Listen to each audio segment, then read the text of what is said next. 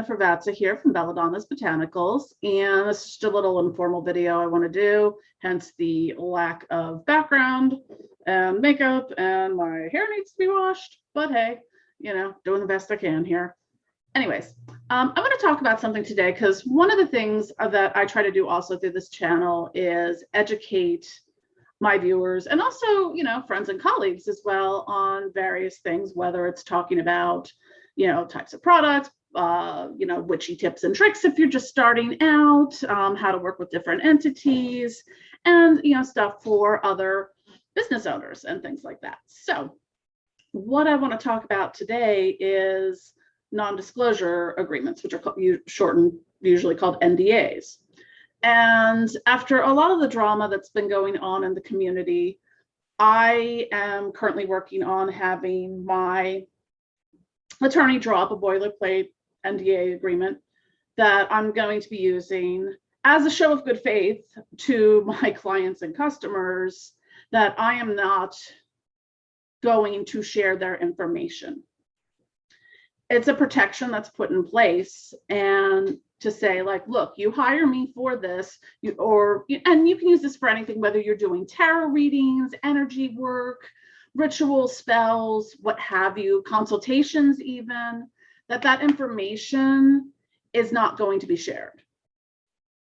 So that is something I'm going to be working on incorporating into my current offerings and future ones as well, obviously. And not only that, I am also, in order to protect myself and my personal information and details, I am going to be requiring anyone that I hire for services, whether that's consultations, tarot readings, you know, rituals, whatever, I also will be requiring them to sign an NDA to not release my information.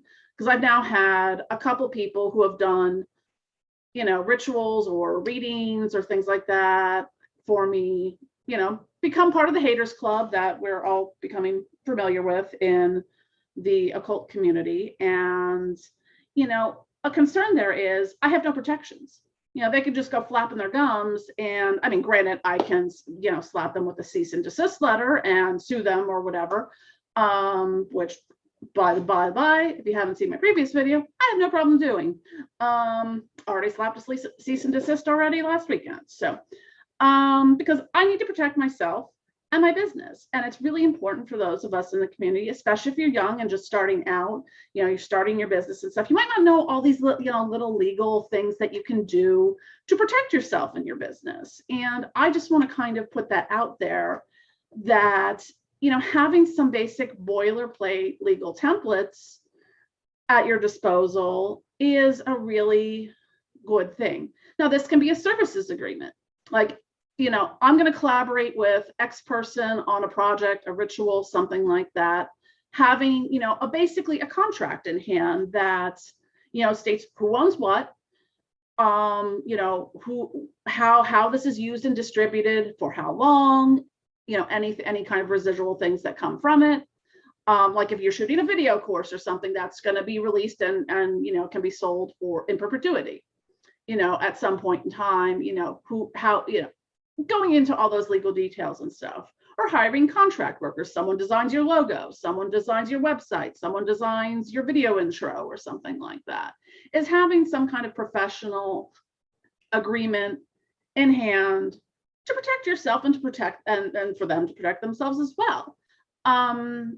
You know, it's not as easy as when you purchase, you know, I bought this crystal, so, you know, now it's mine because I paid for it. It gets to be a little iffy, especially if, you know, you have a friend's designing my logo for me and, you know, something like that. And, you know, they're doing it for an exchange of services or for free or whatever, or there's specific stipulations that can turn around and bite you if you have a falling out with that friend. So I'm very much doing things by the book. I always have.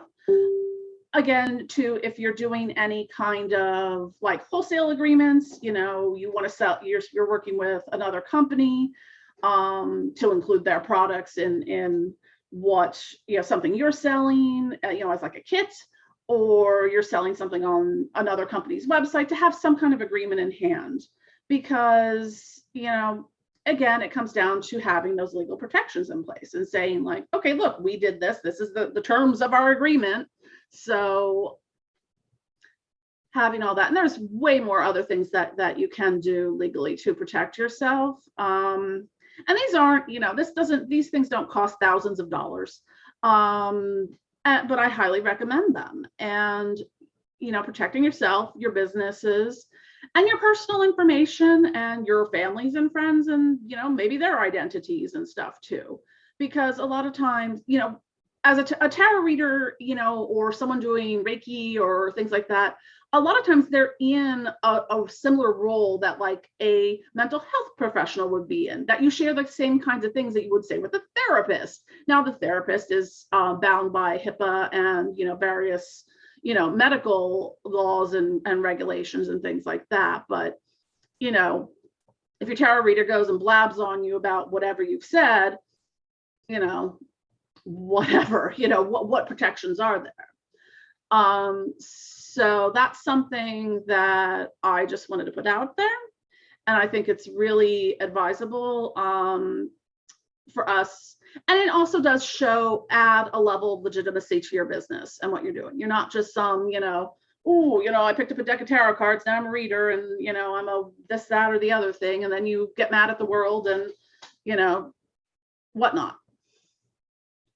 Because there's a lot of burnout in this field. There's a lot of people who, especially working on the left-hand path side of things, and a lot of the path workings, they're very intense and can bring up a lot of psychological and emotional issues and things like that. So again, it's important to protect yourself and your businesses, and that goes both ways. Your legitimacy is going to be ruined if you're out there doxing clients' information because you're butthurt about something.